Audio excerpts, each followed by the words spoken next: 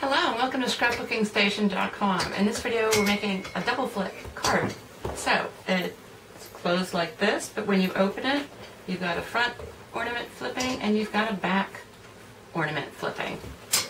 So I was inspired because I saw a die cut for sale for like $33 where you'd have one design, but this way you can use your templates and punches to make a variety. So I'm going to put the camera over my shoulder and we're going to get started. For this first sample, the flip on the front and back is going to be nothing more than a piece of baker's twine. You can use linen thread, string, anything. And so all you need is a framelit or two. And the only requirement at this point is that it be symmetric on your vertical or y-axis. In this case, I'm going to call this the window from now on. And these are going to be your flip die cuts. And so this is actually using the exact same framelit. And for each, the front and the back, you're going to need a front and a back for your die cut. And so I'm just going to use some patterned paper for this one and for the other one, which I can't locate at this point. Oh, here he is back here. That's actually going to be the back of my ornaments. Now the other thing you're going to want to figure out is what you're going to connect these two with, because they do need to be connected. The first thing I'm going to use is a center ornament. So I'm going to have that, and I've got a little gap here. And I could just go with a strip, but I think I'm going to include maybe some of these smaller elements. But at this point, go ahead and cut out your windows. And if you're going to decorate the front or the back of your card, go ahead and do that. And the only consideration is whether you're going to hide the string or use it as part of your design. In this case, this is going to be the front of my card, and I've already cut out a front panel. So when I string it, this is going to be tucked in under here. And on the inside, I'm actually going to use string as part of the embellishment.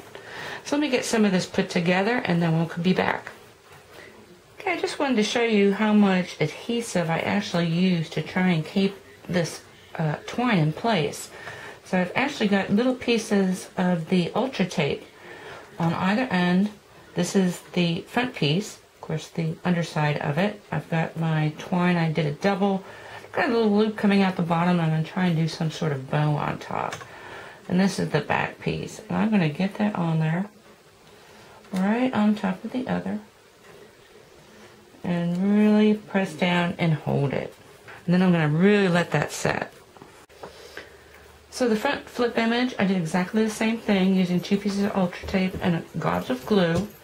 And then I also, before attaching the panel, this is the front panel, which I stamped with some other images, and also used the Stampin' Up! Spritzer. Spritzer's making a comeback. I've seen several manufacturers really pushing it. So we've had it forever. I thought it would be a good addition. And then glue all over the place. Again, heaping glue, because this twine, unless you adhere it really securely and you play with this card a couple of times, it's really going to want to move on you. So I've got that on there, and that's about ready to go. And I'm going to go ahead and secure this as well, and then we'll get started on the connection strip. Okay, when you're attaching the flip die cut to the base card, whether you're working on the front or on the inside, depending on what you're doing, you do want the front of your die cut facing to the outside. So in both cases, that's the way it's going to look. Now you want to work on the connection, and so you've got the centerpiece in this case, and it kind of depends on where you cut your windows and the size of your windows, but I'm going to need a connection. So I've got a couple of pieces that I've stamped and die cut out, and I'm going to use these to connect the two images. So the first thing I'm going to do is put a little glue on either end, and I want to make sure that my center image is right there, and then I'm going to put glue on this side, and this is going to be inside of the ornament. And I'm going to flip it.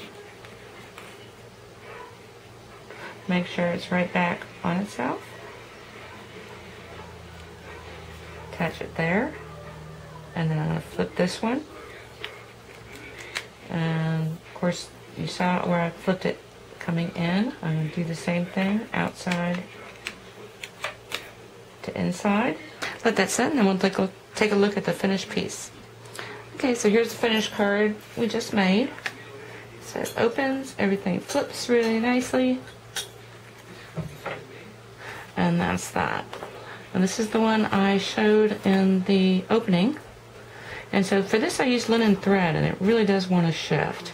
Now the other thing is I cut my windows closer to the center line, and so I didn't need to put spacers in there, but then the problem I had is I actually heat embossed this using some black embossing powder. And so of course when you fold it, it really tends to crack, so maybe I wouldn't do that again. In this case, I did both of my thread connections on the inside using panels. And the back looks something like that. And then the last one I did with the string is this butterfly. So the butterfly is centered.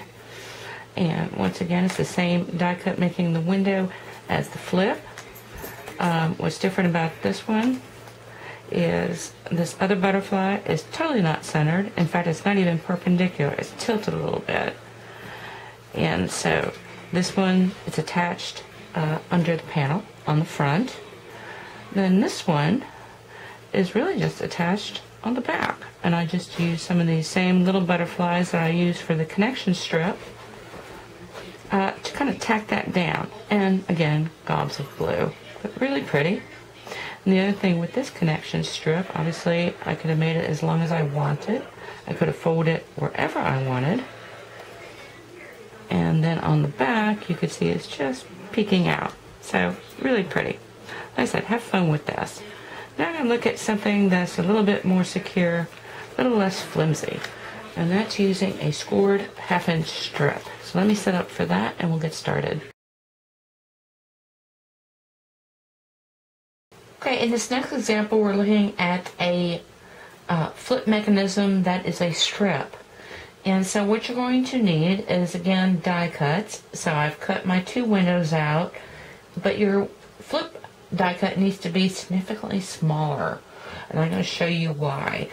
The mechanism for this is a strip that is 1/2 inch, and then it's scored at 1/4 inch. And so you can go something like this. And nested framelits work really well with this. And these are the deco framelits from Stampin' Up. So let's remove those, because the measurements that you're going to need, get a pencil, and you've got your strip. And I'm going to just move it a little bit off center. I'm going end to end because I'm not going to cover this up. You can cover it up, and I want to get the top of my window on the top and on the bottom. Pretty close, not exactly. And then this is going to be, I want to kind of center it, eyeball center it, the top of the inside piece, or my flip die cut. And so I want to kind of catch that point. I'm going to mark that there and also on the bottom. And since this is not centered here, I know I've got a longer strip on the top than I do on the bottom. And so now what I want to do is I need to get a little curve. And let me show you the schematic, because this is what I'm going to leave you with. This is pretty much what you're trying to do. So I'm going to come right here, and I'm going to draw a little curve. So it's inside the window, but outside of my flip. And then I'm going to do the same thing on this side. And then I'm going to cut this out, and at the same time, I'm going to make a mirror strip for the back. Once you have the 2 strips cut, you want to put what used to be the score line. So it's still a score line in the middle, but it's not on the outside of the card. And I'm going end to end on this mechanism, and I want to put it right up against there. And you can see where I'm not having to heavily glue, adhere, anything. And the only thing is, this needs to be inside of that window. So I might want to trim that off a little bit. And of course, let me back up a little bit. Oh, no, I don't need to. The back flip is the opposite direction. So let's put on, this is the front of my card, so I'm going to flip it over. And now what I'm going to do is, this is my center. So I'm going to put that here, And here, what I'm doing is putting some glue on there, and then I want to make sure that I go end to end. And this is what's going to make it so sturdy. So I want to be right on the score line with the middle of this die cut, and of course centered within my window. And it looks pretty good. It doesn't have to be totally exact, because what I'm going to do now is close this and make sure when I attach my back die cut, it is right on top. So again, let me move this out of the way, glue end to end, and then just make sure I've got the width of this. And it really doesn't matter that I'm a little bit up on that, because on this one I'm going to make sure it is right behind it. And that's because if you got a window like this, it will show on the front of your card. So I'm matching that up. And then to let it set, open it up, and it's going to be something like this on the inside, look like that on the front, and then this on the back. Okay, so now I'm going to refer to this schematic. So you see, we need to make a cut right along the framelit on the side that you did not curve cut. So I got my paper snips, and I'm going to look at the front, and that's usually coming from this side. So let me start from the back, because I'm right-handed. So I want to go to my score line, but right along the framelit. So I'm going to follow this path, and once again, only to the score line. And that's going to give it that elegant flip. And you want to do that on the top, and then on the bottom, I'm not going to cut it. And then you want to come from this side on your back and cut this way up to the tip, and this way. Okay, once you've made those cuts, this should flip pretty easily. So again, I'm flipping the same way. Let's close the card. I've got the front. This is like this. The back is flat as well. And when I open it, coming from the outside to the end, just like with the twine, outside to the end, very easy. But you can flip this all day long and it's not going to fall apart.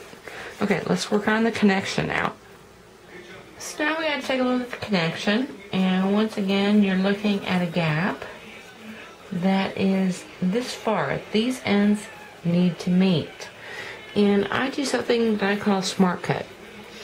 So I cut out this window, and then I actually cut out the flip portion exactly centered.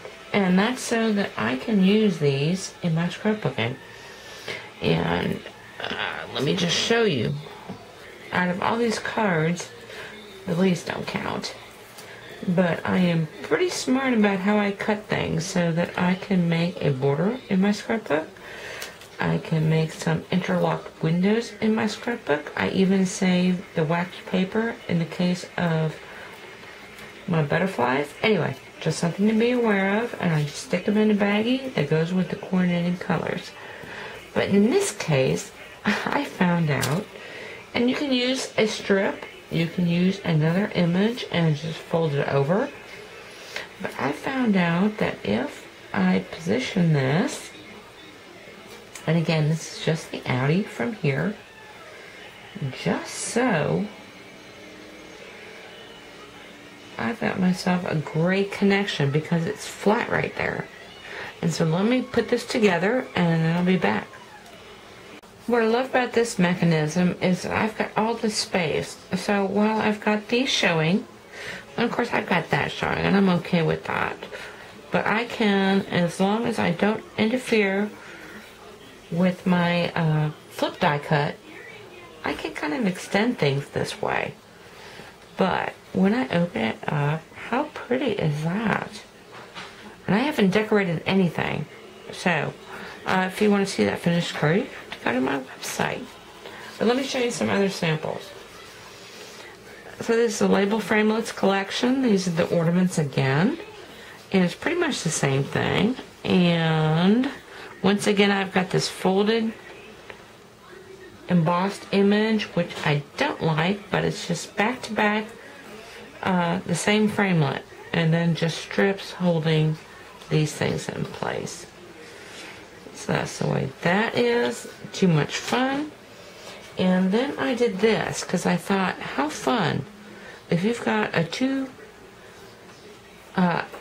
segment saying, keep calm and eat a cupcake. This is a great way to show it.